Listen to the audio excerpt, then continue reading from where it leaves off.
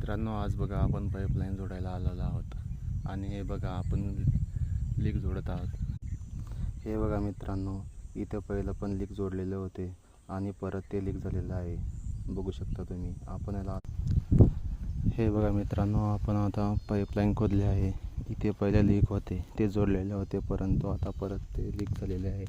हे बघा, त्याला आपण ते सटकणी पण लावलेले आहे। आपण तुम्ही याला काय म्हणतात एकदा कमेंटमध्ये सांगा। हे बघा, आता आपण याला थोडाफार कोरू आणि याला बसवून टाकू। हे बघा, आपण याला किती कोरलेलं आहे।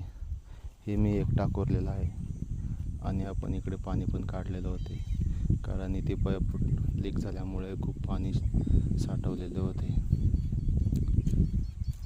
हे बघा मित्रांनो, असं काम करायला लागते। याला मी एकटा कोरला आहे। हे बघा मित्रांनो, कशा आहात तुम्ही? हे बघा,